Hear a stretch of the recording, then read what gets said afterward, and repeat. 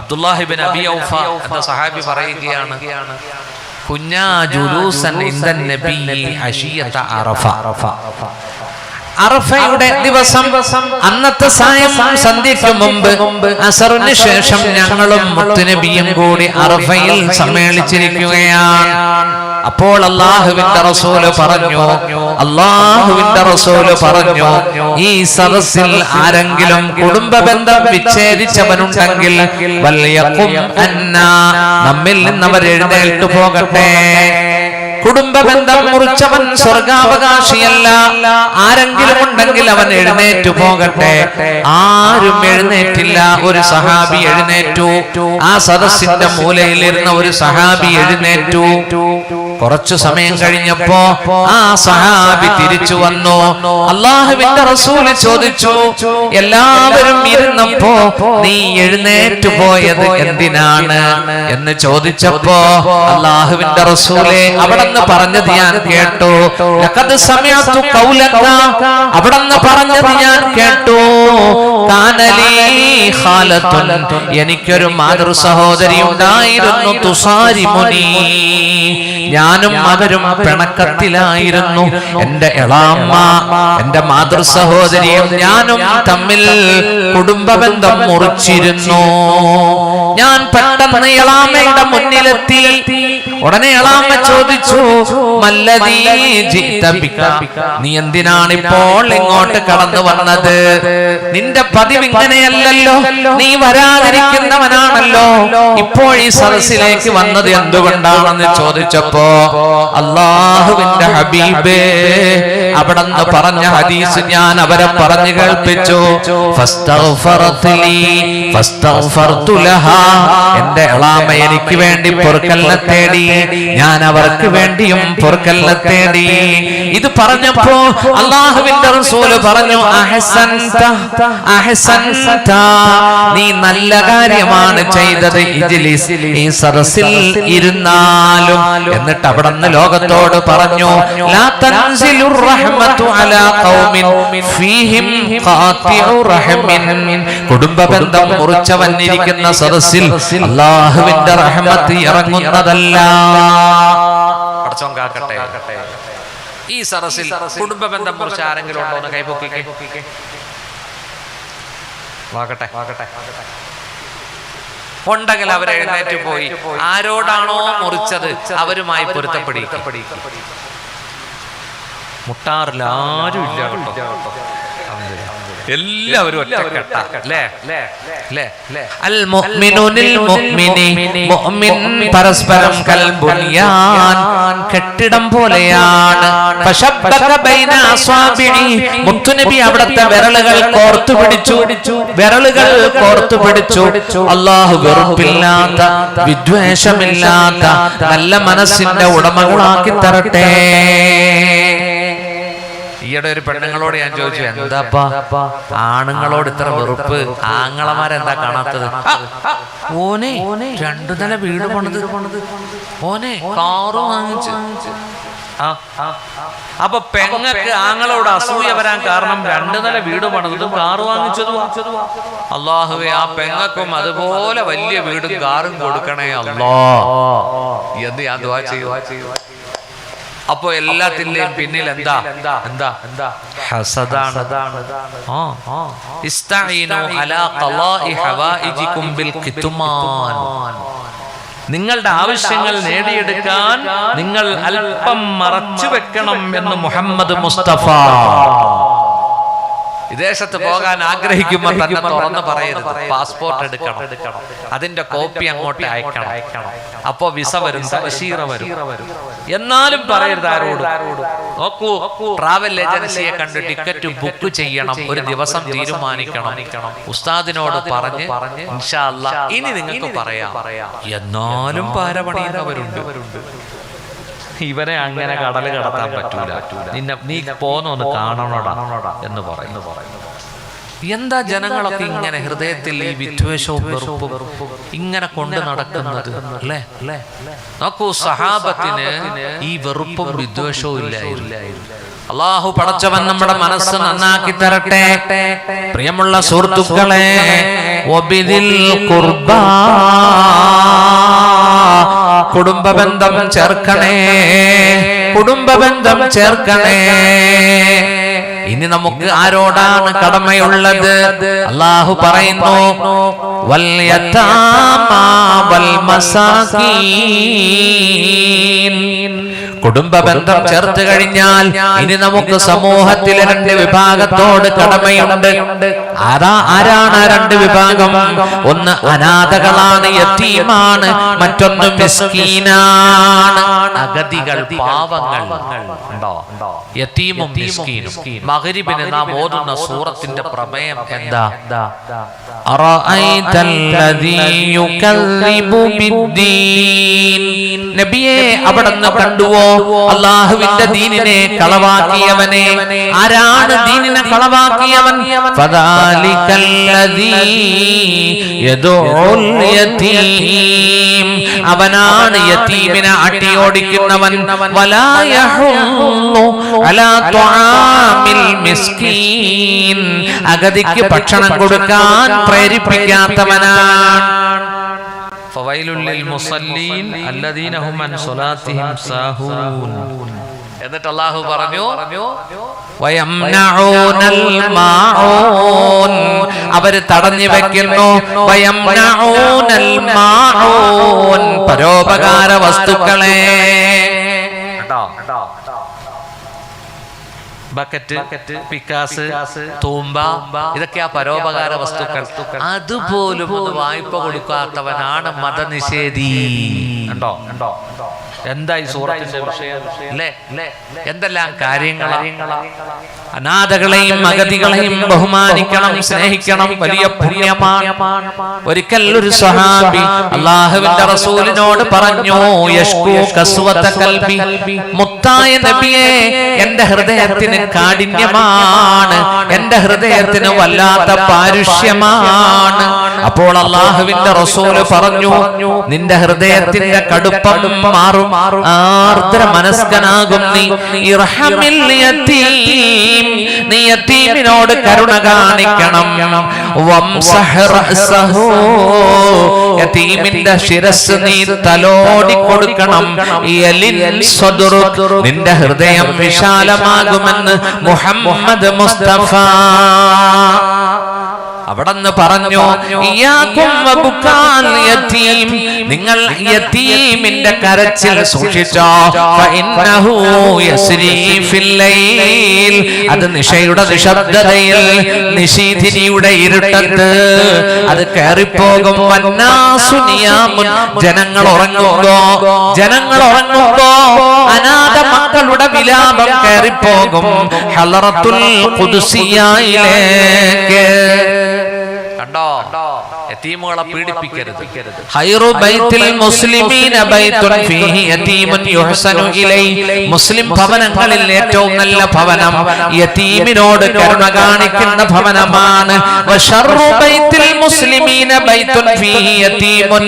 മുസ്ലിം ഭവനങ്ങളിൽ മോശമായ ഭവനം പീഡിപ്പിക്കപ്പെടുന്ന അനാഥയുള്ള യതീമുള്ള വീടാണെന്ന് നബിയുനാ റസൂലുള്ളാഹി. അനാഥകളെയും അഗതികളെയും പരിപാലിക്കാൻ അല്ലാഹു നമുക്ക് തൗഫീഖ് നൽകട്ടെ. ഒരുപാട് അവരെ പറ്റി ഖുർആനിൽ ഒരുപാട് അല്ലാഹു പറഞ്ഞിട്ടുണ്ട്. അല്ലേ? ഇന്ന് അനാഥയെ വിറ്റ് കാശാക്കുന്നവരുണ്ട്, കമ്മീഷൻ വാങ്ങുന്നവരുണ്ട്. അല്ലേ? യതീഖാന തുടങ്ങുന്നതിന് മുമ്പ് ചെറിയ വീടായിരുന്നു, ഒരു പഴയ മൊബൈലായിരുന്നു. യതീഖാന തുടങ്ങിക്കഴിഞ്ഞു വലിയ മൊബൈല്, വലിയ കാറ്, വലിയ വീട്. ഇതൊക്കെ എങ്ങനെ ഉണ്ടായി? അല്ലേ? അതൊക്കെ ഒരു ചൂഷണത്തിന് വേണ്ടി. ചിലര് ഈ ഹജ്ജിനും ഉംറയ്ക്കൊക്കെ പോകുന്നവരെ വിമർശിക്കാറുണ്ട്. സുഹൃത്തുക്കളെ, ഇതൊക്കെ ഒരു ബിസിനസ് അല്ലേ? മനസ്സിലായി? എത്രത്തോളം വാല് പോലും ഇപ്പൊ ബിസിനസ് ആക്കി എന്നാ പറയുന്നത്. അള്ളാഹു കാക്കട്ടെ. നേരിട്ട് വിളിച്ചാൽ കിട്ടൂല, ഏജന്റ് വേണം, കമ്മീഷൻ വേണം. ഡിമാൻഡ്സുകൾ അല്ലേ? എന്തൊരവസ്ഥയാണ്. അതുകൊണ്ട് തന്നെ ഇന്നത്തെ വാളും ഉത്ബോധനങ്ങളും ഒന്നും ജനഹൃദയങ്ങളെ സ്വാധീനിക്കുന്നില്ലല്ലോ. ഒരു തരം കച്ചവട മനോഭാവം. അള്ളാഹു പടച്ചവൻ ചിന്തിക്കാൻ തൗഫീഖ് നൽകട്ടെ. സുഹൃത്തുക്കളെ, പാവങ്ങളെ സഹായിക്കണം. പച്ച പാവങ്ങളെ, അനാഥകളെ. എവിടെ യതീമിനെ കണ്ടാലും നിങ്ങൾ ആ കുഞ്ഞിന്റെ തലയിൽ ഒന്ന് കൈവച്ചൊന്ന് തലോടി കൊടുക്കൂ. ആ കുഞ്ഞ് അനാഥനല്ല, അവൻ സനാഥനാണ് എന്ന് ബോധ്യപ്പെടുത്തി. അല്ലാഹു തൗഫീഖ് നൽകട്ടെ. സുഹൃത്തുക്കളെ, ഞാൻ എന്റെ വീട്ടിൽ ഒരു ബോക്സ് വെച്ചിട്ടുണ്ട്. എന്റെ കുഞ്ഞുങ്ങൾക്ക് പനി വന്നാൽ, ജലദോഷം വന്നാൽ ഞാനൊരു 101 രൂപ ആ ബോക്സിലേക്ക് നിക്ഷേപിക്കും. അല്ലാഹുവിന്റെ തൗഫീഖ് കൊണ്ട് ഇതുവരെ റഹ്മാനും റഹീമുമായ റബ്ബ് വലിയ രോഗങ്ങളൊന്നും വിട്ടിട്ടില്ല. അല്ലാഹു കാക്കട്ടെ. അനാഥകളുടെ ബർക്കത്ത് കൊണ്ട്, അവരുടെ ദുആ ബർക്കത്ത് കൊണ്ട് അല്ലാഹു നമ്മൾക്ക് ആരോഗ്യം തന്നനുഗ്രഹിക്കട്ടെ. ഈ സദസ്സിൽ ആർക്കെങ്കിലും എന്തെങ്കിലും രോഗങ്ങളുണ്ടെങ്കിൽ ആ രോഗം അല്ലാഹു ശിഫയാക്കി തരട്ടെ. പാവങ്ങളെ സ്നേഹിച്ചോ, അനാഥകളെ സ്നേഹിച്ചോ.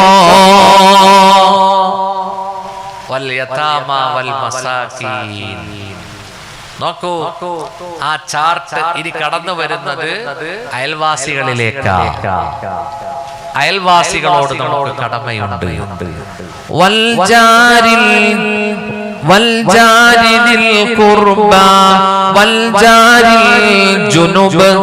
അല്ലാഹു പറയുന്നു, കുടുംബ ബന്ധമുള്ള അയൽവാസികളോട് കടമയുണ്ട്. അകന്ന അയൽവാസികളോടും കടമയുണ്ട്. ഹദീസിൽ വരുന്നു, മുത്തുനബി പറയുകയാണ്, അൽ ജീറാനു സലാസ, അയൽവാസികൾ 3 വിഭാഗമാണ്. മിൻഹും മൻ ലഹു സലാസതു ഹുഖൂഖ്, 3 പേരിൽ 3 വിഭാഗം അയൽവാസികളിൽ ഒരു അയൽവാസിക്ക് 3 ഹക്കുണ്ട്. വമിൻഹും മൻ ലഹു ഹഖാൻ, ചിലർക്ക് 2 ഹക്ക്, ചിലർക്ക് 1 ഹക്കുണ്ട്. 3 ഹക്കുള്ളതാരാണ്? അയൽപക്കത്ത് മുസ്ലിമായ ബന്ധു ഉണ്ടെങ്കിൽ അവരോട് നമുക്ക് 3 ഹക്കുണ്ട്. ഹക്കുൽ ജിവാർ, ഹക്കുൽ ഖറാബ, ഹക്കുൽ ജാർ. അയൽവാസി എന്ന ഹക്ക്, ബന്ധു എന്ന ഹക്ക്, മറ്റൊന്ന് ഹക്കുൽ ഇസ്ലാം, മുസ്ലിം എന്ന ഹക്ക്. ചിലരോട് 2 ഹക്കാണുള്ളത്. നമ്മുടെ തൊട്ടടുത്തൊരു മുസ്ലിമാണ് താമസിക്കുന്നതെങ്കിൽ ഹക്കുൽ ജാരി വൽ ഇസ്ലാം, അയൽപക്കം എന്ന ഹക്കും ഇസ്ലാമിന്റെ ഹക്കും കൊടുക്കണം. നമ്മുടെ അയൽവാസി അമുസ്ലിമാണെങ്കിൽ 1 ഹക്കാണുള്ളത്, ഹക്കുൽ ജാർ, അയൽവാസി എന്ന ഹക്ക്. നമ്മുടെ അടുത്ത അശോകൻ ചേട്ടനാണുള്ളത്. അല്ലെങ്കിൽ ഞങ്ങളൊക്കെ ഈരാറ്റുപേട്ട, കോട്ടയത്ത് ഞങ്ങളുടെ അയൽവാസികളൊക്കെ ക്രിസ്ത്യാനികളാണ് കൂടുതലും. ജോർജ് ചേട്ടൻ നമ്മുടെ അയൽപക്കത്തുണ്ടെങ്കിൽ അദ്ദേഹത്തോട് 1 ഹക്ക്, ഒരു ഹക്കുണ്ട്. എന്താ? ഹക്കുൽ ജിവാ. ഒരിക്കൽ ഹബീബായ മുത്ത് ചോദിച്ചു, അതദറൂന മാ ഹക്കുൽ ജാർ, അയൽവാസികളോടുള്ള ഹക്ക് നിങ്ങൾക്കറിയുമോ? അയൽവാസികളോടുള്ള കടമ നിങ്ങൾക്കറിയുമോ? എന്നിട്ട് പ്രവാചകൻ പറഞ്ഞു, അയൽവാസി നിന്നോട് വായ്പ ചോദിച്ചാൽ കൊടുക്കണം. അയൽവാസി നിന്നോട് സഹായം ചോദിച്ചാൽ നീ സഹായിക്കണം. അയൽവാസി രോഗിയായാൽ നീ സന്ദർശിക്കണം. അയൽവാസി മരണപ്പെട്ടാൽ ആ ജനാസയെ നീ പിൻപറ്റണം, ആ ജനാസയെ നീ ഫോളോ ചെയ്യണം. അയൽവാസിക്ക് പരീക്ഷണങ്ങൾ വരുമ്പോൾ നീ അനുശോചനം, സമാധാനം അറിയിക്കണം. അയൽവാസിക്ക് നന്മ വരുമ്പോൾ നീ അനുമോദിക്കണം. നിന്റെ അയൽവാസിക്ക് നന്മ വരുമ്പോൾ നീ അനുമോദിക്കണം. പ്രയാസം വരുമ്പോൾ ആ അയൽവാസിയെ നീ സമാധാനിപ്പിക്കണം. എന്നിട്ട് മുത്ത് പറയുകയാണ്, വലാ തൂദീഹി ബിഖദരി, നിന്റെ വീട്ടിലെ ഡ്രെയിനേജ് ദുർഗന്ധം, ആ വേസ്റ്റും ആ അഴുക്കുചാലിലെ വെള്ളവും കൊണ്ട് നിന്റെ അയൽവാസിയെ നീ ഉപദ്രവിക്കരുത്. അതിനെ നീ കുഴിച്ചു മൂടിക്കൊണ്ടാവണം. നിന്റെ വീട്ടിലെ വേസ്റ്റും ചപ്പും ചവറും നിന്റെ പറമ്പിൽ അയൽവാസിയുടെ പറമ്പിലേക്ക് നീ വലിച്ചെറിയരുത്. അതിനെ കുഴിയെടുത്ത് മൂടണം. നോക്കൂ എത്രമാത്രം കടമയുണ്ട് അയൽവാസികളോട്. വലാ തസ്തസീലു അലൈഹി ബിൽ ബിനാ, അയൽവാസിയെ ബുദ്ധിമുട്ടിക്കുന്ന രൂപത്തിൽ കെട്ടിടം പണിയരുത്. ഫതഹജുസ അൻഹു റീഹ്, മന്ദമാരുതനെ തടയുന്ന രൂപത്തിൽ വലിയ ബഹുനില കെട്ടിടങ്ങൾ കെട്ടിപ്പൊക്കരുത്. പൊക്കാം ഇല്ല ബിഇദ്നി, അനുവാദം മേടിച്ചുകൊണ്ടായിരിക്കണമെന്ന് മുഹമ്മദ് മുസ്തഫ. വൈദശ്തറൈതൽ ഫാകിഹ, നീ വീട്ടിൽ ഫ്രൂട്ട്സ് വാങ്ങുമ്പോൾ അഹ്ദില, നിന്റെ അയൽപക്കത്ത് നീ ഹദിയ കൊടുക്കണം. ഹദിയ കൊടുക്കണം. ഒറ്റയ്ക്ക് പഴവർഗ്ഗങ്ങൾ തിന്നരുത്. അയൽപക്കത്തെ കുഞ്ഞുങ്ങൾ അവിടെ നോക്കി നിൽക്കുക. നമ്മൾ 2 കിലോ ആപ്പിള് 3 കിലോ ഓറഞ്ച് ഒക്കെ ആയിട്ട് വരും. അയൽപക്കത്ത് ആ മക്കൾക്ക് കൊടുക്കണം. സുഹൃത്തുക്കളെ, എന്താ അല്ലേ ഈ കടമകളൊക്കെ പാലിച്ചാണോ ജീവിക്കുന്നത്? ആണോ? ഹബീബെ ഇറച്ചി മേടിച്ചാൽ അയൽവാസിക്ക് പരിഗണന കൊടുക്കണമെന്ന് അബൂദർ റളിയല്ലാഹു അൻഹുവിനോട് പറഞ്ഞു പ്രവാചകൻ. യാ അബൂദർ, യാ അബൂദർ, ഓ അബൂദർ റളിയല്ലാഹു അൻഹു, ഇദാ തബഖത മറക, നല്ല ചാറ്, ഇറച്ചി പോലുള്ള ചാറ് വെക്കുമ്പോൾ ഫതആഹദ് ജിറാനക ഫസിദ് മാഅഹാ, അതിന്റെ ചാറ് വെള്ളം കൂട്ടി വെച്ചുകൊണ്ട് അയൽവാസിയെ പരിഗണിക്കണമെന്ന് പഠിപ്പിച്ച മുഹമ്മദ് മുസ്തഫ. ആരാ റസൂലുള്ളാഹ് അല്ലേ? ആ നബിയുടെ കാരുണ്യം. അർറഹിമൂൻ യർഹമുഹുമുർ റഹ്മാൻ യർഹമു മൻ ഫിൽ അർദ് യർഹമുകും മൻ ഫിസ് സമാ. അർറഹിമൂൻ കരുണ കാണിക്കുന്നവർ, യർഹമുഹുമുർ റഹ്മാൻ റഹ്മാനായ അല്ലാഹു അവരോട് കരുണ കാണിക്കും.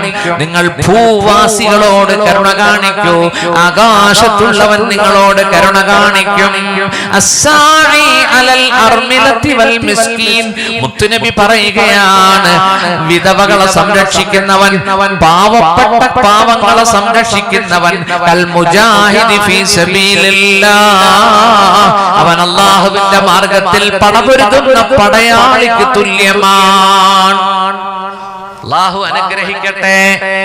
നമ്മുടെ പ്രിയപ്പെട്ട അയൽവാസികളെ സ്നേഹിക്കണം. അയൽവാസി വന്നുകൊണ്ട് പറയുകയാണ്, നിങ്ങളുടെ തെങ്ങിന്റെ മടല് വീണ് ഓടുപൊട്ടുന്നു, ഒരുപാട് ബുദ്ധിമുട്ട് ഉണ്ട് എന്ന് പറഞ്ഞാൽ പെട്ടെന്ന് ആ ഉപദ്രവം നമ്മൾ മാറ്റിക്കൊടുക്കണം. കഴിയുന്ന ഉപകാരങ്ങൾ അയൽവാസിക്ക് നമ്മൾ ചെയ്തു കൊടുക്കണം. മുത്തുനബി പറയുകയാണ്, മാസാല ജിബ്രീലു യൂസിനി ബിൽ ജാർ, ജിബ്രീൽ അലൈഹിസ്സലാം എന്നോട് വസിയത്ത് ചെയ്തുകൊണ്ടിരുന്നു, ഹത്താ വനന്തു അന്നഹു സയുവരിസു, സ്വത്തിൽ അനന്തരാവകാശം സ്വീകരിച്ചേക്കുമോ, അയൽവാസിക്ക് കൊടുക്കേണ്ടി വരുമോ എന്ന് ഞാൻ ഊഹിച്ചുപോയി. അത്രമാത്രം ജിബ്രീൽ അലൈഹിസ്സലാം അയൽപക്ക ബന്ധം ഊട്ടി എന്നോട് കൽപ്പിച്ചുകൊണ്ടിരുന്നു. അല്ലാഹു ചിന്തിക്കാൻ തൗഫീഖ് നൽകട്ടെ. വൽ ജാരിദിൽ ഖുർബ വൽ ജാരിൽ ജുനുബ്, അയൽപക്കത്തുള്ള അടുത്ത ബന്ധുക്കൾക്കും നിങ്ങൾ കൊടുക്കണം. മറ്റു ബന്ധമില്ലാത്ത അകന്ന അയൽവാസിക്കും നിങ്ങൾ കൊടുക്കണം. ഇനി അല്ലാഹു പറഞ്ഞത് വസ്സാഹിബി ബിൽ ജംബ്, പാർശ്വവർത്തിയായ കൂട്ടുകാരനോട് കടമയുണ്ട്. ആരാ പാർശ്വവർത്തിയായ കൂട്ടുകാരൻ? നമ്മുടെ ഡ്രൈവർമാർ, നമ്മുടെ ലേബേഴ്സ്, നമ്മുടെ തൊഴിലാളികൾ. മുഫസ്സിറുകൾ പറയുന്നു, നമ്മുടെ സഹധർമ്മിണിയും അതിൽപ്പെട്ടതാണ്. നമ്മുടെ ചാരത്ത് നിൽക്കുന്ന കൂട്ടുകാരൻ അത് ഭാര്യയാണ്. ഭാര്യയോടും നമുക്ക് കടമയുണ്ട് അല്ലേ? ഭാര്യ ഭർത്തൃ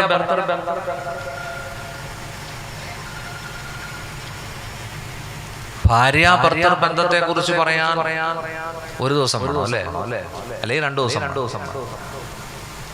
എന്നാലും ഞാൻ സുഹൃത്തുക്കളെ കടമകൾ വിവരിക്കുമ്പോ സമൂഹത്തോടുള്ള നമ്മുടെ ബാധ്യത.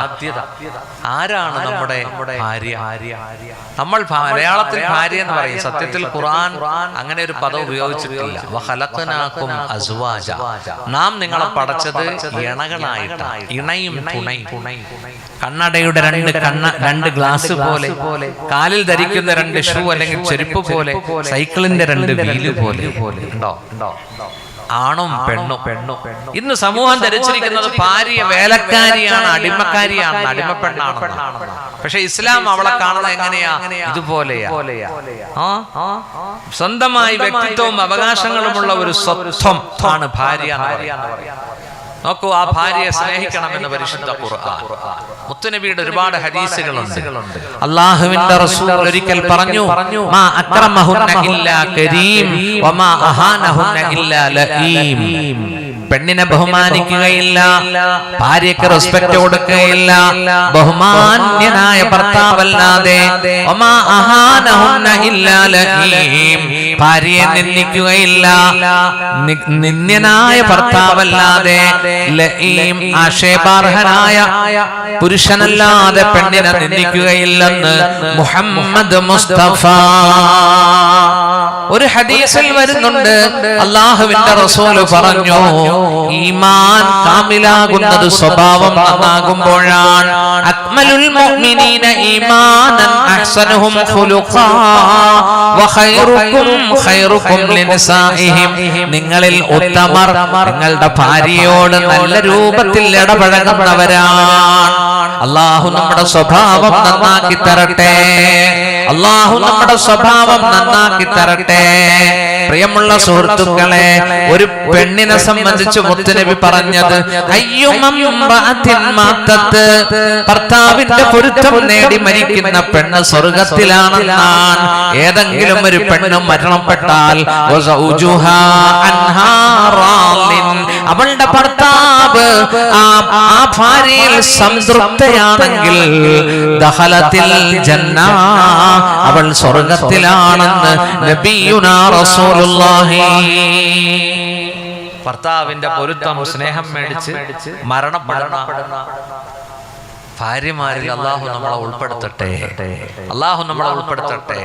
സുഹൃത്തുക്കളെ, ഭാര്യയ്ക്കും ഭർത്താവിനും ഒരേ തുല്യ അവകാശങ്ങളാണെങ്കിലും ഇസ്ലാം ഒരു ദറജ ആർക്ക് കൊടുത്തിട്ടുണ്ട്?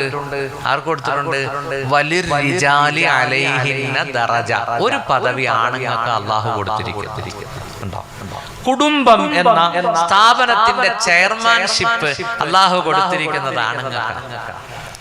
അത് അടക്കി ഭരിക്കാൻ വേണ്ടിയല്ല. പിന്നെ സ്ഥാപനം, കുടുംബം എന്ന സ്ഥാപനം മുന്നോട്ട് പോകണമെങ്കിൽ അതിന്റെ കമാൻഡിങ് ആരുടെ കയ്യിൽ വേണം? ആരുടെ കയ്യിൽ വേണം? താത്തയുടെ കയ്യില? അല്ല, കാക്കയുടെ കയ്യിൽ. താത്താടെ കയ്യിലെങ്ങാനും കൊടുത്ത പിന്നെ അവൾ എപ്പ പോകുന്നു, എപ്പം വന്ന് കയറുന്നു എന്ന് പറയാൻ പറ്റൂല. അല്ലേ? الرجال قوامون على النساء بما فضل الله بعضهم على بعض وبما أنفقوا من أموالهم فالصالحات قانتات حافظات للغيب بما حفظ الله. പുരുഷന്മാരാണ് അർരിജാൽ ഖവ്വാമൂന അലൻ നിസാ, സ്ത്രീകളുടെ കൈകാര്യകർത്താക്കൾ. ബിമാ ഫളലല്ലാഹു ബഅദഹും അലാ ബഅദ്, അവരിൽ ചിലരെക്കാൾ അല്ലാഹു ശ്രേഷ്ഠരാക്കി. കണ്ടോ?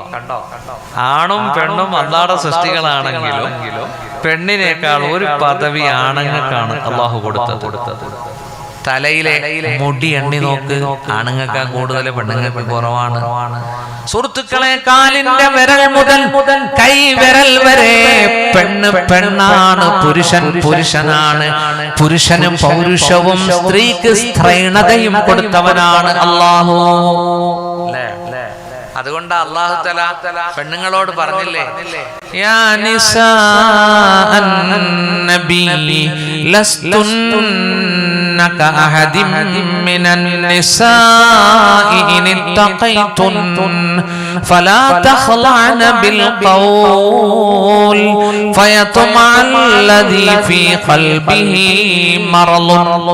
അല്ലാഹു പറയുകയാണ്, ഏ പ്രവാചക പത്നിമാരെ, യാ നിസാ അന്നബി ലസ്തുന്ന കഅഹദിൻ മിനൻ നിസാ, നിങ്ങൾ മറ്റു പെണ്ണുങ്ങളെ പോലെയല്ല. ഇനി തഖൈതുൻ, നീ സർവ്വേശ്വരനായ അല്ലാഹുവിനെ ഭയക്കുന്നെങ്കിൽ. കണ്ടോ, നിങ്ങളും സാധാരണ പെണ്ണുങ്ങളും ഒരുപോലെയല്ല. പ്രവാചകന്റെ പത്നിമാരെ, യാ നിസാ അന്നബി ഫലാ തഖ്ലഅന ബിൽ ഖൗൽ, നിങ്ങൾ വാക്കുകൊണ്ട് കൊഞ്ചിക്കൊഴയരുത്, നിങ്ങൾ വാക്കുകൊണ്ട് മിതത്വം കാണിക്കണം. അന്യപുരുഷന്മാരോട് പറയുമ്പോ നിങ്ങൾ അല്പം അവിടെ നിങ്ങൾ സൂക്ഷിച്ചു സംസാരിക്കണം. ഫലാ തഖ്ലഅന ബിൽ ഖൗൽ ഫയത്മഅ അല്ലദീ ഫീ ഖൽബിഹി മറൽ, ഹൃദയത്തിൽ രോഗമുള്ളവൻ ആശിച്ചു പോകുമെന്ന് പരിശുദ്ധ ഖുർആൻ. ഒരു തലാഖ് നടന്ന എന്തിന്റെ പേരിലാന്നറിയോ? ഇതിന്റെ പേരില.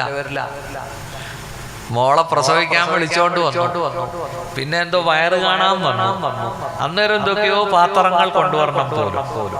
അങ്ങനെ ഉണ്ടോ? വയറ് കാണാൻ? അല്ലാഹു അല്ലാഹു. സുഹൃത്തുക്കളെ, അത് കഴിഞ്ഞ് കുഞ്ഞ് ജനിച്ചു. കുഞ്ഞിന് മുടി കളയാൻ വന്നപ്പോ എന്തോ കട്ടിലോ അലമാരിയോ കൊണ്ടുവന്നില്ല എന്നും പറഞ്ഞ് അതിന്റെ പേരിൽ അങ്ങ് തെറ്റി ഹബീബേ ത്വലാഖിലായി. തസവ്വജൂ, നിങ്ങൾ വിവാഹം കഴിക്കണം. വലാ തുതല്ലിഖൂ, നിങ്ങൾ വിവാഹമോചനം നടത്തരുത്. ഫഇന്ന ത്വലാഖ യഹ്തസ്സു മിൻഹു അർശുർ റഹ്മാൻ, ത്വലാഖിലൂടെ അല്ലാഹുവിന്റെ അർശ് വിറയ്ക്കുമെന്ന് മുഹമ്മദ് മുസ്തഫ. അബ്ഗളുൽ ഹലാലി ഇൻദല്ലാഹി അത്വലാഖ്, ഹലാലിൽ അല്ലാഹു അനുവദിച്ചെങ്കിലും അല്ലാഹുവിന് ഏറ്റവും അനിഷ്ടമുള്ള ഒരു കാര്യമാണ് ത്വലാഖ് മൊഴി കൊടുക്കുന്നത് എന്ന് മുഹമ്മദ് മുസ്തഫ. കണ്ടോ, വിവാഹം കഴിക്കാൻ പറഞ്ഞു, വിവാഹം മോചനം പ്രോത്സാഹിപ്പിച്ചിട്ടില്ല, അനുവദിച്ചു. ഒരു സാഹചര്യത്തിലും യോജിച്ചു പോകാൻ കഴിയാതെ വരുമ്പോൾ വിവാഹമോചനമാണ് കരണീയമെങ്കിൽ പിരിയാനുള്ള അനുവാദം ഖുർആൻ തന്നു. ഇന്ന് ആ നിയമം എടുത്തിട്ട് എല്ലാവരും അങ്ങ് വെച്ച് കാച്ചുകയാണ് അല്ലേ? സുഹൃത്തുക്കളെ, തന്റെ ഭാര്യയുടെ ഓജസ്സും തേജസ്സും ഒക്കെ മങ്ങുമ്പോ എന്നാ ഇനി ഒന്ന് മൊഴി ചൊല്ലി വേറൊന്ന് സ്വീകരിച്ചേക്കാം. അതുപോലെ പെണ്ണുങ്ങളുടെ പീഡനം അനുഭവിക്കുന്ന ഒരുപാട് ആണുങ്ങളും ഉണ്ട്. അത് പറയാതിരിക്കാൻ പറ്റില്ല. വൽ ഖൗലു ഖൗലുഹാ എന്നൊക്കെ കിതാബ് എഴുതിയിട്ടുണ്ട്. പെണ്ണിന്റെ വാക്കാ വാക്ക് അല്ലേ? ഒരു ദിവസം ഒരു ഭാര്യയും ഭർത്താവും ഇലാ ഹളറത്തി റസൂലില്ലാഹ്, അവര് വിവാഹമോചിതരായവരാണ്. അവരുടെ കുഞ്ഞിനെയും കൊണ്ട് മുത്തുനബിയുടെ മുന്നിൽ വന്നു. ഉപ്പ പറയുന്നു കുഞ്ഞിനെ എനിക്ക് വേണം, ഉമ്മയും പറയുന്നു കുഞ്ഞിനെ എനിക്ക് വേണം. നോക്കൂ, നബിയുടെ സദസ്സിൽ വന്നു. ആ ബാപ്പ പറയുകയാണ്, വലദീ, എന്റെ കുഞ്ഞാണിത്, എന്റെ കുഞ്ഞാണിത്. ഖറജ മിൻ സുൽബി യാ റസൂലല്ലാഹ്, എന്റെ നട്ടെല്ലിൽ നിന്ന് പുറത്തു വന്ന കുഞ്ഞാണിത് നബിയേ. എന്റെ നട്ടെല്ലിൽ കൂടെ വന്ന കുഞ്ഞാണ് നബിയെ, എനിക്ക് വേണം ഈ കുഞ്ഞിനെ. അവള് പറയുന്നു അവൾക്ക് വേണമെന്ന് പറയുന്നു. ഇത് കേട്ടപ്പോ അവൾ എന്ത് പറഞ്ഞു? ഹമലഹു ഖിഫ്ഫാ വളഅഹു ശഹ്വാ. നബിയെ അങ്ങനെയല്ല, ഹമലഹു ഖിഫ്ഫ, ഇയാൾ ഈ കുഞ്ഞിനെ ചുമന്നത് ഒരു വെയിറ്റും സഹിച്ചില്ല, നട്ടലിലൊന്നും ആ ഭാരമൊന്നും അയാൾ അനുഭവിച്ചിട്ടില്ല. വവളഅഹു ശഹ്വ, ഇയാൾ ഈ നുത്ഫയെ എന്നിലേക്ക് നിക്ഷേപിച്ചത് വികാരത്തോടു കൂടിയാണ് നബിയെ. എന്നാൽ ഞാനോ ഹമൽതുഹു കുർഹാ വവളഅതുഹു കുർഹാ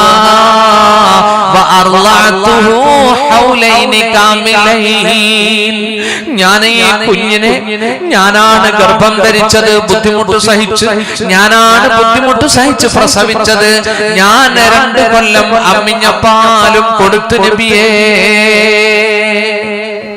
അല്ലാഹുവിന്റെ റസൂൽ ഇതെല്ലാം കേട്ടിട്ട് രണ്ടുപേരുടെ മുഖത്തും നോക്കിയിട്ട് ഒരു തീരുമാനം എടുത്തു. എന്താണ് ആ തീരുമാനം? പറ. ഒരു കിസ് അല്ലേ? എന്താണ് തീരുമാനം എടുത്തത്? കുഞ്ഞിനെ മുറിച്ചിട്ട് വാപ്പച്ചിക്കും ഉമ്മച്ചിക്കും കൊടുത്തു. ഓരോരോ പീസ്. അല്ലാഹുവിന്റെ റസൂൽ തീരുമാനമെടുത്തു, ആ കുഞ്ഞിനെ ആർക്ക് കൊടുക്കാൻ? ഉമ്മയ്ക്ക് കൊടുക്കാൻ. സുഹൃത്തുക്കളെ, അങ്ങനെ അഇമ്മത്ത് മസ്അല എഴുതി ഇതുപോലുള്ള പ്രശ്നങ്ങൾ വരുമ്പോൾ ആൺകുട്ടിയാണെങ്കിൽ 7 വയസ്സുവരെ ഉമ്മയ്ക്ക് വളർത്താം, പെണ്ണാണെങ്കിൽ 9 വയസ്സുവരെ തള്ളയ്ക്ക് വളർത്താം. അത് കഴിഞ്ഞ് ഈ ഭർത്താവ് മുകല്ലഫാണ്, അദ്ദേഹമാണ് ഭാര്യയുടെയും കുഞ്ഞുങ്ങളുടെയും ഉത്തരവാദിത്വം ഏറ്റെടുത്തവൻ.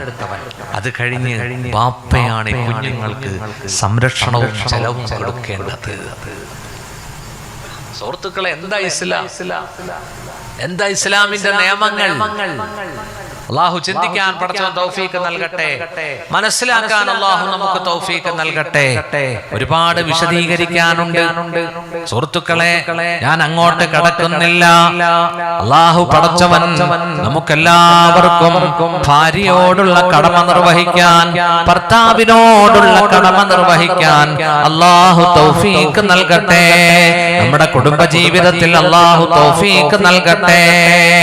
പ്രിയപ്പെട്ട പ്രിയതമനെ സ്നേഹിക്കണം.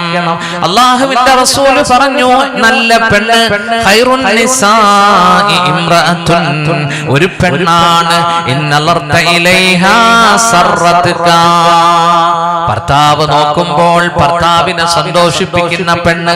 വ ഇൻ അമർതഹാ ത്വാഅതുക, കൽപ്പിക്കുമ്പോൾ അനുസരിക്കുന്നവൾ നല്ല പെണ്ണാണ്.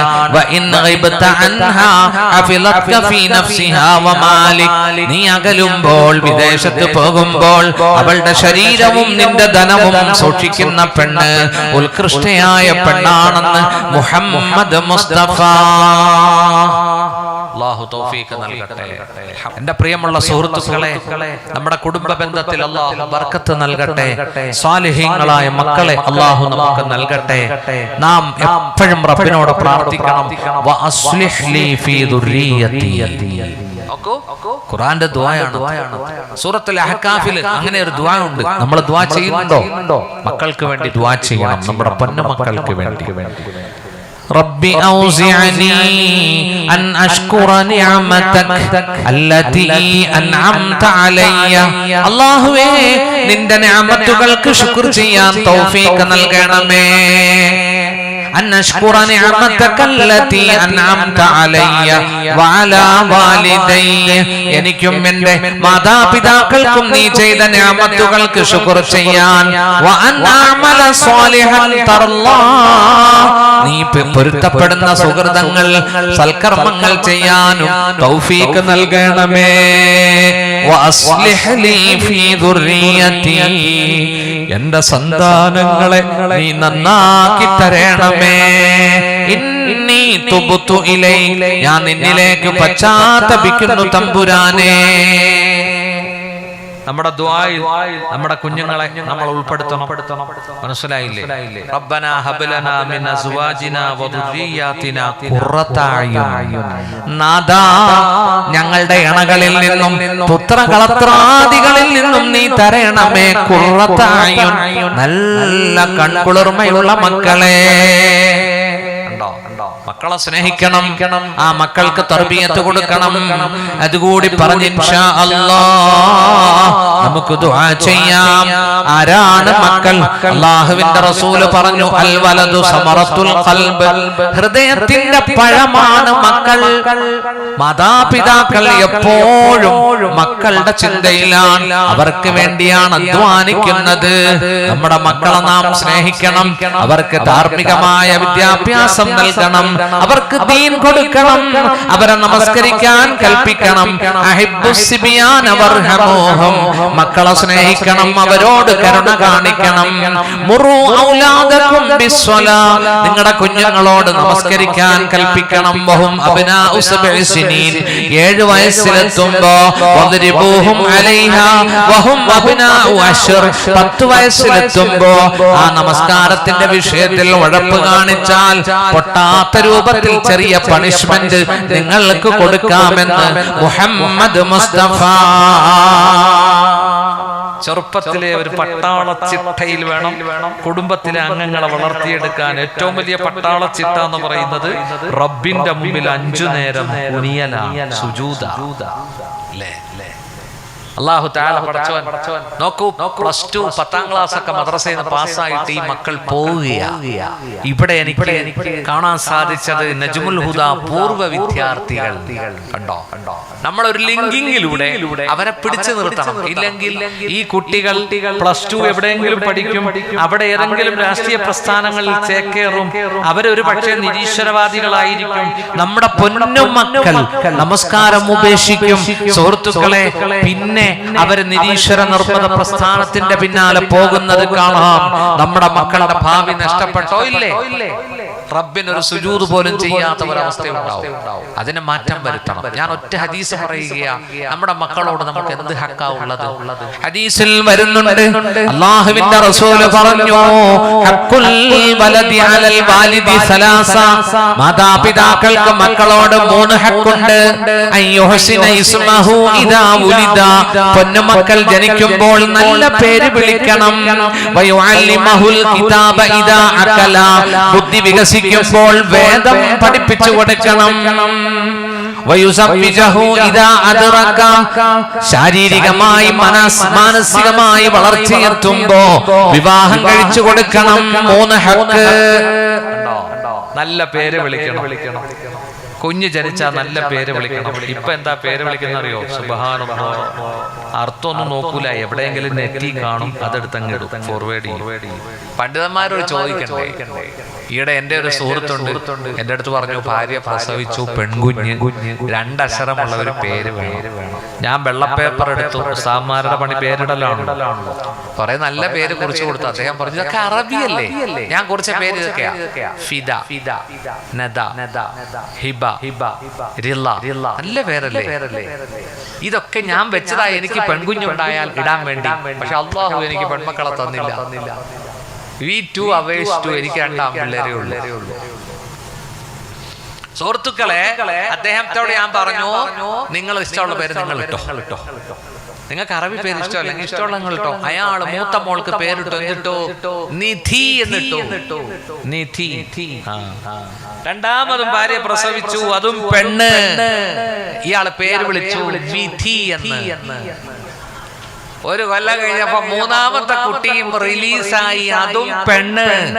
ഇയാള് കുഞ്ഞിന് പേരിട്ടു ചതി എന്ന്. സുഹൃത്തുക്കളെ, പ്രസവം നിർത്താത്തോണ്ട് ഒന്നും കൂടി പ്രസവിച്ചു, അതും പെണ്ണ്. ഇയാള് പോയിട്ട് ഭാര്യയോട് പറഞ്ഞു മതി എന്ന്. എങ്ങനെയുണ്ട്? അപ്പൊ പ്രാസമൊക്കെ ഒപ്പിച്ച് 2 അക്ഷരം ഒപ്പിച്ച് ഇങ്ങനെ പേരെടുത്തവരുണ്ട്. അല്ലാഹു കാക്കട്ടെ. ആ സൈസ് പേരൊന്നും ഇടരുത്. ഒരു സംഭവം പറയട്ടെ. ഒരു ദിവസം ഒരു ഉപ്പ മകന്റെ കയ്യും പിടിച്ച് ഇലാ ഹളറത്തി ഉമർ ബിനുൽ ഖത്താബ്, അമീറുൽ മുഅ്മിനീൻ ഉമർ ബിനുൽ ഖത്താബിന്റെ സദസ്സിലേക്ക് വരുന്നു.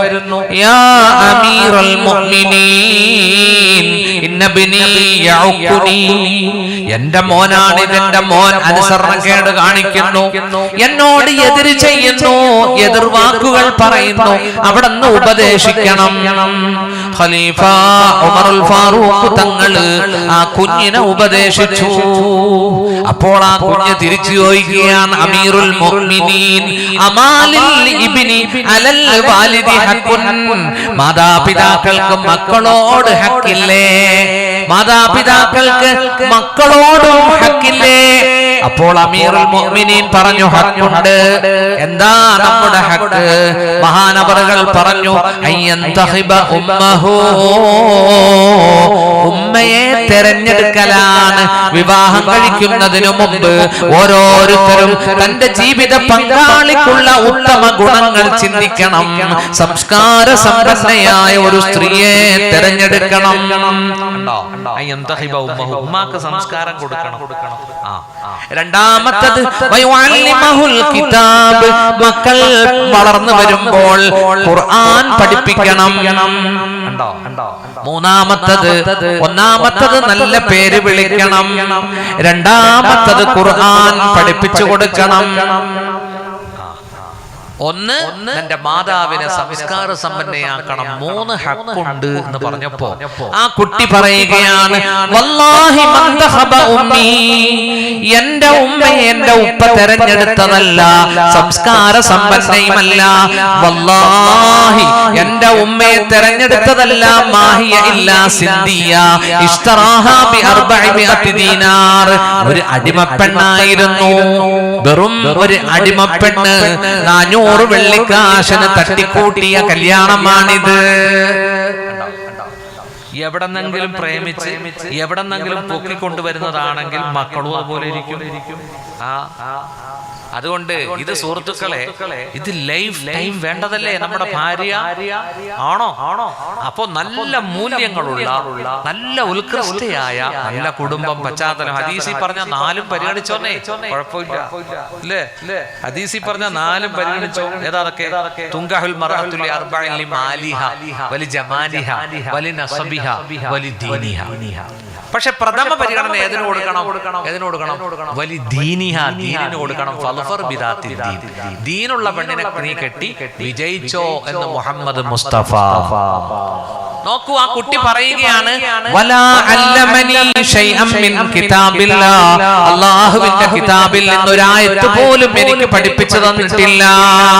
വലാ അഹ്സന ഇസ്മി, എന്റെ പേര് നന്നാക്കിയിട്ടില്ല. സമ്മാനി ജുഅലാ, ഞാൻ ജനിച്ചപ്പോ എന്റെ ഉപ്പ എന്നെ പേര് വിളിച്ചത് കരിവണ്ടേ എന്നാണ്.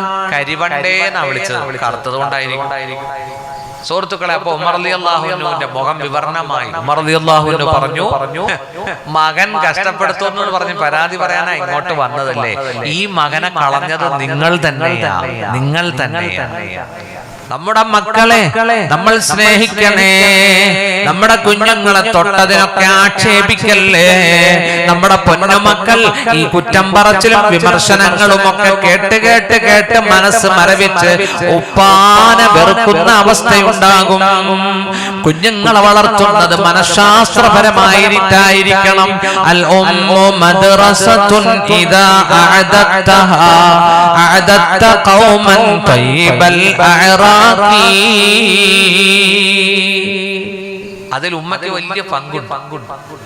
ഉമ്മ 2 വർഷം മുലപ്പാല് കൊടുത്ത് ഉമ്മയാണല്ലോ എല്ലാം അല്ലേ? അംഗൻവാടി, നഴ്സറി ഒക്കെ ഉമ്മയല്ലേ? ആ ഉമ്മ കുഞ്ഞുങ്ങളോട് പറയുന്ന പദങ്ങൾ പോലും സംസ്കാര സമ്പന്നമായിരിക്കണം. ചില തള്ളമാര് ദേഷ്യം വരും, എടാ വെരുക എന്തൊക്കെ തള്ള പറയുന്നത്, സുബ്ഹാനല്ലാഹ്. അതാ കുട്ടി ബൈഹാർട്ടാക്കും. പിന്നെ സ്കൂളിൽ പോകുമ്പോ അംഗൻവാടി ചേർക്കുമ്പോ അവിടെയുള്ള കുട്ടീനെ വെരുകയെന്ന് വിളിക്കും. എന്താ വെരുകെന്ന് ഈ കുട്ടിക്ക് അറിയില്ല. തള്ള പണ്ട് വിളിച്ചിട്ടുണ്ട് വെരുകയെന്ന്. ഒരു ഇച്ചിരി കിതാബ് ഓതിയ വാപ്പയാണെങ്കിൽ ചിലപ്പോ വാപ്പ കുഞ്ഞിനെ വിളിക്കും, എടാ ഹയവാന്, എടാ ഹമുക്ക് ഇല്ലേ? ഉസ്താദന്മാർക്ക് എപ്പോഴും പറയാൻ പറ്റുന്ന 2 വാക്കായിരുന്നു, ഹയവാനും ഹമുക്കും. പടച്ചൊക്കെ ആക്കുമാറാവട്ടെ. സുഹൃത്തുക്കളെ, നമ്മുടെ കുഞ്ഞുങ്ങളോടുള്ള ഹക്ക് നമ്മൾ പാലിക്കണം. അല്ലാഹു നമ്മുടെ മക്കളെ ഖുറത്തു ഐനാക്കി തരട്ടെ. സുഹൃത്തുക്കളെ, വൽ വസ്സാഹിബി ബിൽ ജംബ് വബിനിസ് സബീൽ വമാ മലകത് ഐമാനുക്കും, വഴിയാത്രക്കാർ, പാവങ്ങൾ, മുസാഫിറുകൾ, അവരോട് നമുക്ക് ഹക്കുണ്ട്. ലിസാഇലി ഹക്കുൻ, യാചകന് ഹക്കുണ്ട്. വലൗ ജാഅ അലാ ഫറസിൻ, അയാൾ കുതിരപ്പുറത്താണ് വന്നതെങ്കിൽ ഒന്നെങ്കിലും യാചകന് കൊടുക്കണമെന്ന് മുഹമ്മദ് മുസ്തഫ. ഒരിക്കൽ ഒരു സഹാബി മുത്തുനബിയുടെ മുന്നിൽ വന്നു യാചിച്ചു, കൈനീട്ടി. അപ്പോൾ പ്രവാചകൻ ചോദിച്ചു, അമാ ഫീ ബൈതിക ശൈഉൻ, നിന്റെ വീട്ടിൽ വല്ലതുമുണ്ടോ? ആ സഹാബി പറഞ്ഞു, യുവാവാൻ, ഹിൽസുൻ വ കഅബുൻ, ഒരു പുതപ്പുണ്ട്, കപ്പുമുണ്ട്, അത് രണ്ടും കൊണ്ടുവരാൻ പറഞ്ഞു. എന്നിട്ട് നബി തിരുമേനി കയ്യിൽ പിടിച്ചിട്ട് ചോദിച്ചു, മയ്യശ്തരി ഹാദൈ, ഇത് രണ്ടും ആര് വിലക്കെടുക്കും? ഒരു സഹാബി പറഞ്ഞു, അശ്തരീഹിമാ ബിദിർഹം, ഒരു ദിർഹമിന് ഞാൻ എടുത്തോളാം. വീണ്ടും മുത്തുനബി ചോദിച്ചു, മയ്യസീദു അലാ ദിർഹം, മയ്യസീദു അലാ ദിർഹം. ലേലം വിളിക്കുന്നതിന് ഈ ഹദീസാണ് തെളിവുള്ളത്.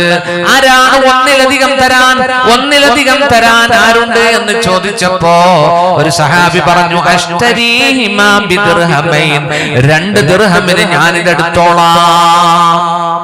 അല്ലാഹുവിന്റെ റസൂൽ സല്ലല്ലാഹു അലൈഹി വസല്ലം ആ പുതപ്പും ആ കപ്പും ആ സഹാബിക്ക് കൊടുത്തു. എന്നിട്ട് പറഞ്ഞു 2 ദിർഹം വാങ്ങിച്ചു. എന്നിട്ട് 1 ദിർഹം ഈ സഹാബി കൈനീട്ടി വന്ന യാചകനായ സഹാബിയോട് പറഞ്ഞു, 1 ദിർഹം കൊടുത്തിട്ട് പറഞ്ഞു, ഇഷ്തരി ബിഹി ഖദൂമ, നീ ഒരു കോടാലി മേടിച്ചുകൊണ്ട് വരാ, 1 ദിർഹം കൊണ്ട് നീ ഭക്ഷണം വാങ്ങിച്ച് വീട്ടിൽ കൊടുക്ക് എന്നും പറഞ്ഞു. കോടാലി കൊണ്ടുവന്നു. അതിന്റെ കൈ ഹബീബായ മുത്ത് അതിന് കൈയിട്ട് ഉറപ്പിച്ചു കൊടുത്തു. എന്നിട്ട് അവിടെ നിന്ന് പറഞ്ഞു, നീ പോകണം, കാട്ടിലേക്ക് വിറക് വെട്ടണം. 15 ദിവസം നിന്നെ കാണരുത് ഞാൻ. 15 ദിവസം കഴിഞ്ഞ് വന്നേക്കണം. 15 ദിവസം കഴിഞ്ഞ് വന്നു, വിറകൊക്കെ വെട്ടി വിറ്റു. 10 ദിർഹമുമായിട്ട് ഇലാ ഹളറത്തി റസൂലില്ലാഹ്. അപ്പൊ അല്ലാഹുവിന്റെ റസൂൽ പറഞ്ഞു, ആ വാക്ക് മനസ്സിൽ കുറിച്ചിട്ടോ. എന്താ പറഞ്ഞത്? ഹാദാ ഖൈറുൽ ലക, നിനക്കിതാണ് ഉത്തമം, കരണീയം. വൽ മസ്അലത്തു നുക്തത്തുൻ ഫീ വജ്ഹിക, യാചന നിന്റെ മുഖത്ത് കറുത്ത പാടുകൾ സൃഷ്ടിക്കും. ഒരു ഹദീസിലുണ്ട്, നാളെ ഖിയാമത്ത് നാളിൽ വരുമ്പോ മുഖത്ത് ഇറച്ചി കാണില്ല. കൈനീട്ടുന്നവർ, യാചിക്കുന്നവർ, അല്ലാഹുവേ ഞങ്ങളെ നീ കാത്തുകൊള്ളണേ അല്ലാഹ്. അല്ലാഹു തന്ന സമ്പത്ത് പാവങ്ങൾക്കും മുസാഫിറുകൾക്കും. നോക്കൂ, പണ്ടൊക്കെ നമ്മുടെ പള്ളിയിൽ മുതഅല്ലിമീങ്ങൾ വന്നിരുന്നു, അഹ്ലുബൈത്ത് വന്നിരുന്നു. റമളാനിൽ അവർക്ക് നാം കളക്ഷൻ എടുത്തു കൊടുത്തിരുന്നു, നോമ്പ് തറ കൊടുത്തിരുന്നു. ഇന്ന് അതെല്ലാം നമുക്കൊരു പഴങ്കഥയാണ്. നാം വരുന്നവരെ വളരെയധികം മോശമായി വീക്ഷിക്കുന്നു. ആ നല്ല സ്വഭാവത്തിലേക്ക് പോകണം, പാവങ്ങളെ സഹായിക്കണം. അല്ലാഹു എനിക്കും നിങ്ങൾക്കും തൗഫീഖ് നൽകട്ടെ. എന്നിട്ട് അല്ലാഹു പറഞ്ഞു, ഈ കടമകളും ബാധ്യതകളും അല്ലാഹു അവതരിപ്പിച്ചിട്ട് നമ്മളോട് പറയുകയാണ്, ഇന്നല്ലാഹ ലാ യുഹിബ്ബു മൻ കാന മുഖ്താലൻ ഫഖൂറാ. പൊങ്ങച്ചക്കാരനായ കിബർ നടിക്കുന്നവനെ അല്ലാഹു സ്നേഹിക്കുന്നതല്ല. അല്ലാഹു നമ്മുടെ ഹൃദയത്തിൽ നിന്ന് ഈഗോ, നമ്മുടെ ഹൃദയത്തിൽ നിന്ന് പൊങ്ങച്ചം അല്ലാഹു മാറ്റിത്തരട്ടെ. അഹങ്കരിക്കരുത് സുഹൃത്തുക്കളെ, പാവങ്ങളെ സഹായിക്കണം, ഒത്തൊരുമയോടെ ജീവിക്കണം, ഐക്യത്തോടെ മുന്നോട്ട് പോകണം. അവസാനമായി ഒരു ഹദീസ് കൂടി പറയട്ടെ. മുത്തുനബി പഠിപ്പിച്ചു,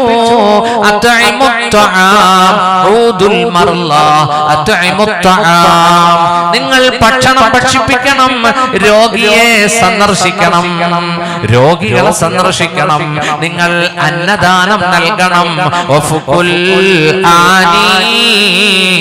തടവറയിൽ കിടക്കുന്നവരെ തടവിൽ നിന്ന് മോചിപ്പിക്കണം. രോഗികളെ കാണണം. എന്തിനാ? റബ്ബ് ചെയ്ത അനുഗ്രഹം ഓർമ്മ വരും രോഗികളെ കാണുമ്പോൾ, അല്ലേ?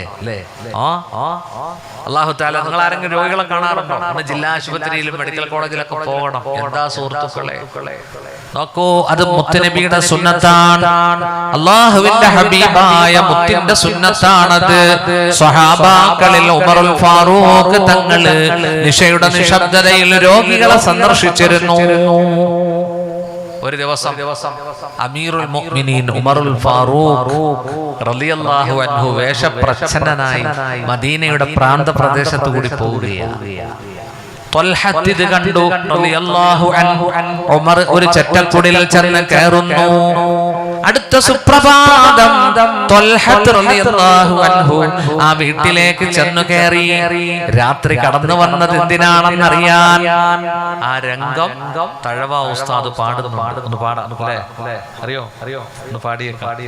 പനനാര് കൊണ്ട് വരിഞ്ഞു കോർത്തൊരു കട്ടിലിൽ പഴമുണ്ടു മൂടിയ കിഴവി രോഗമിലുണ്ടതിൽ നിങ്ങൾക്കു സേവനം ചെയ്യുവാനാരുണ്ട് അതിനുത്തരം എനിക്കെന്റെ സൃഷ്ടാവുണ്ട്. രോഗത്തിലായി കിടപ്പായ നാൾ മുതലിന്നും വരും രാത്രിയിൽ ആരോ ഒരാളടുത്തെന്നും. ത്വൽഹത്ത് ചെന്ന് നോക്കുമ്പോ ഈത്തപ്പനക്കയർ കൊണ്ടുണ്ടാക്കിയ കട്ടിലിൽ ഉമ്മാമ ചുരുണ്ട് കിടക്കുന്നു. ആരാ നിങ്ങളെ നോക്കുന്നത്? എന്റെ അല്ലാ എന്നെ നോക്കുന്നോന്ന് മറുപടി പറഞ്ഞു. എന്നിട്ട് പറയുകയാണ്, രോഗത്തിലായി കിടപ്പായ നാൾ മുതലിന്നും വരും രാത്രിയിൽ ആരോ ഒരാളടുത്തെന്നും കഷ്ടിച്ച ചട്ടിയെടുത്തവർ നീക്കുന്നതാ ശുദ്ധീകരിച്ചത് പിന്നെയും വെക്കുന്നതാ സന്തോഷമുള്ള കലാമുകൾ പറയുന്നതാ സന്താപമെല്ലാം നീങ്ങുവാനുതകുന്നതാ പൊതിയൊന്നെടുത്തവർ ഭക്ഷണം നൽകുന്നതാ സുബ്ഹാന റബ്ബി തൽക്ഷണം മടങ്ങുന്നതാ. ഇത് കേട്ടിട്ട് ത്വൽഹത്ത് റളിയല്ലാഹു അൻഹു തരിച്ചുപോയി. എല്ലാ ദിവസവും കടന്നു വരുന്ന വ്യക്തി ചെയ്യുന്ന ജോലി കണ്ടില്ലേ? മലവും മൂത്രവും നീക്കിക്കൊടുക്കും, പൊതിയെടുത്ത് തുറന്ന് ഭക്ഷണം കൊടുക്കും, അല്ലേ? ആരാണത്? കിസ്റാപണിക്കും കൈസറും വിറയ്ക്കുന്നതാ മിസ്രിൽ മുഖൗഖിസ് കേട്ടുടൻ ഞെട്ടുന്നതാ അവരാണ് അമീറുൽ മുഅ്മിനീൻ ഉമറല്ലോ ജനസേവകന്മാർക്കുള്ളിമാമാണല്ലോ. പിന്നീട് ഇപ്പം വന്ന രാഷ്ട്രീയക്കാരൊക്കെ സുഹൃത്തുക്കളെ കുടിലിൽ ചെന്ന് കയറി ദാലും ചപ്പാത്തിയൊക്കെ തിന്നും. ഹരിജനങ്ങളുടെ കുടിലൊക്കെ ചെന്നിട്ട് അത് ഉമർ റളിയല്ലാഹുവിന്റെ സുന്നത്താണത്. മനസ്സിലായില്ലേ? ഇവര് പോകുന്നത് വോട്ടിന് വേണ്ടിയാ, അല്ലേ? അള്ളാഹു പടച്ചവൻ രോഗികളെ സന്ദർശിക്കാൻ ആശ്വസിപ്പിക്കാൻ അള്ളാഹു തൗഫീഖ് നൽകട്ടെ. ഈ കടമകൾ സുഹൃത്തുക്കളെ മുഖ്യമായിട്ടും കുടുംബ ബന്ധം ചേർക്കുക, അയൽവാസിയോടുള്ള കടമകളൊക്കെ നമ്മൾ പാലിക്കണം. അള്ളാഹു പടച്ചവൻ നമ്മുടെ ജീവിതത്തിൽ ബർക്കത്ത് നൽകട്ടെ. പരസ്പരം സഹായിക്കണം. നോക്കൂ, നമ്മോട് യാത്ര പറഞ്ഞ MI ഷാനവാസ് MP വയനാടിന്റെ MP അള്ളാഹു അദ്ദേഹത്തിന് പുറത്തു കൊടുക്കട്ടെ. സുഹൃത്തുക്കളെ, അദ്ദേഹത്തിന് കരള് കൊടുത്തത് സ്വന്തം മോളാ. മുൻ കലക്ടർ മുഹമ്മദ് ഹനീഷിന്റെ സഹധർമ്മിണിയാണ്, അദ്ദേഹത്തിന്റെ മകളാണ്. സുഹൃത്തുക്കളെ, ഞാൻ 2-3 ആഴ്ച വെള്ളിയാഴ്ച അവയവദാനത്തെ കുറിച്ച് സംസാരിച്ചു പള്ളിയിൽ. നമുക്ക് ദാനം ചെയ്യാൻ അനുവാദമുള്ളത് ഒന്നേ ഒന്ന് മാത്രം, ബ്ലഡ്, രക്തം. അത് ശരീരത്തിൽ വളരുന്നത് കൊണ്ട് സുഹൃത്തുക്കളെ നമുക്കത് ദാനം ചെയ്യാം. ഒന്നാമത് ദാനം ചെയ്യാൻ പാടില്ല എന്ന് പറയാൻ കാരണം നമുക്ക് മിൽക്കിയത്തില്ല, നമുക്ക് ഉടമസ്ഥാവകാശമില്ല. ഉണ്ടോ? നമ്മുടെ കണ്ണിൽ നമുക്ക് ഉടമസ്ഥാവകാശം ഉണ്ടോ? നമ്മുടെ കിഡ്നിയിലുണ്ടോ? നമ്മുടെ കരളിലുണ്ടോ? സുഹൃത്തുക്കളെ, ബ്ലഡ് ഒരാളുടെ ദേഹത്തിൽ ഒരു 5 ലിറ്റർ ബ്ലഡ് ഉണ്ടാവും, 5.5 അല്ലെങ്കിൽ 6. ആ ബ്ലഡ് നമുക്ക് ദാനം ചെയ്യാം, വിൽക്കാൻ പാടില്ല. ഇതേ പറ്റി നമ്മുടെ ഫിഖ് 1000 വർഷങ്ങൾക്ക് മുമ്പ് നമ്മുടെ ഷാഫി മദ്ഹബിലും മറ്റ് അയിമത്ത് 4 ഇമാമിങ്ങളും ഒക്കെ എത്ര സുന്ദരമായിട്ടാണ് മസലകൾ എഴുതി വെച്ചിരിക്കുന്നത്.